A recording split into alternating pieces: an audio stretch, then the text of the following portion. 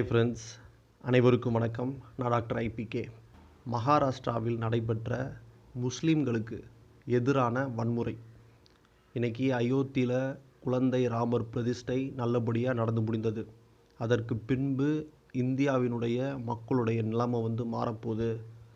மக்கள் மிகப்பெரிய மாற்றத்தை நோக்கி போக போகிறாங்க. ஆன்மீக அரசியலில் திளைக்கப் போகுது. ஆன்மீகம் அன்பை வளர்க்கும், அறிவை போதிக்கும் அப்படின்னு சொல்லிட்டு நிறைய பேர் நிறைய விதமான கருத்துக்களை தெரிவிச்சிட்டு வராங்க.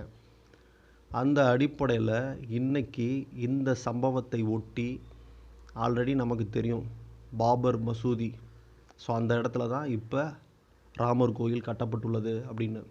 ஸோ இது ஒரு 500 ஆண்டுகளுக்கான கதை. நம்ம அதுக்குள்ளே போக வேணாம். ஏன்னா இங்கே யாவரும் எந்த மதத்தையும் தழுவிக்கொள்ளலாம். ராமர் அந்த இறையருள் எல்லாத்துக்கும் கிடைக்கணும் அப்படின்றதான் நம்முடைய விருப்பமும் கூட. ஸோ அதை குறித்து நம்ம பேச வேண்டிய அவசியமே கிடையாது. எல்லோருக்கும் மத வழிபாடு இருக்கணும். அந்த மத வழிபாடு அன்பின் வழி நடக்கணும். அனைவரும் சந்தோஷத்தோட சமாதானத்தோடு இருக்கணும். ஸோ அதுதான் நம்முடைய முக்கியமான கோட்பாடு, நம்முடைய முக்கியமான குறிக்கோள். ஆனால் இங்கே கடவுளின் பெயரால் மற்றவர்கள் துன்புறுத்தப்படுவது அதுதான் மிக முக்கியம். இப்பேற்பட்ட ஒரு செயலை நீங்கள் செய்யும் பொழுது அதற்கு தூண்டுகோலாக ஒரு சிறிய கும்பல் என்ன பண்ணுறாங்க அப்படின்னா, மகாராஷ்டிராவில் இருக்கக்கூடிய ஒரு சர்ச்சில் சிலுவை கொடியை இறக்கி ராமர் கொடியை ஏற்றுறாங்க. ஸோ அங்கே ஜெய் ஸ்ரீராம் ஜெய் ஸ்ரீராம் அப்படின்னு சொல்லி கத்துறாங்க. அது மட்டும் இல்லாமல் அந்த பகுதியில், அந்த ஒரு குறிப்பிட்ட பகுதியில் முஸ்லீம்கள் நிறைய கடை வச்சுருக்கிறாங்க. ஸோ அந்த கடைக்கு போய் அவங்கள்ட்டையும் போய் ஜெய் ஸ்ரீராம்னு கத்துங்க அப்படின்னு சொல்லி அந்த கடைகள் எல்லாமே அடித்து நொறுக்கியிருக்கிறாங்க. ஒரு முஸ்லீம் பெண்கள் ஒரு கூட்டமாக வராங்க. அங்கே போய் அவங்கள நிறுத்தி ஜெய் ஸ்ரீராம் ஜெய் ஸ்ரீராம் அப்படின்னு சொல்லி கத்துங்க அப்படின்னு சொல்லியிருக்கிறாங்க. இது எந்த வகையில் நியாயம்?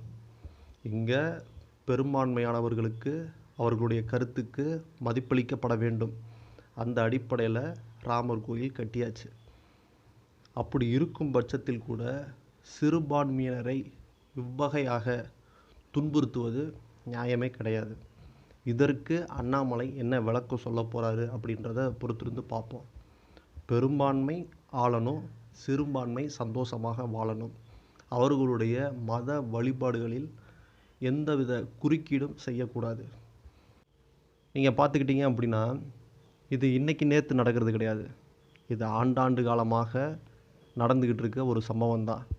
சவுத் இந்தியாவில் வேணால் முஸ்லீம்களும் தலித் மக்களும் ஓரளவுக்கு பாதுகாப்பாக இருப்பாங்க. நீங்கள் அப்படியே அந்த நார்த் சைடு போனீங்க அப்படின்னா ஊபி, பீகார், மகாராஷ்டிரா, ஸோ அங்கெல்லாம் அவர்களுடைய பாதுகாப்பு கேள்விக்குரியே. இந்த சம்பவத்தை பற்றி நீங்கள் என்ன நினைக்கிறீங்க அப்படின்ற கருத்துக்களை எங்களோடு கூட பகிர்ந்துக்கோங்க.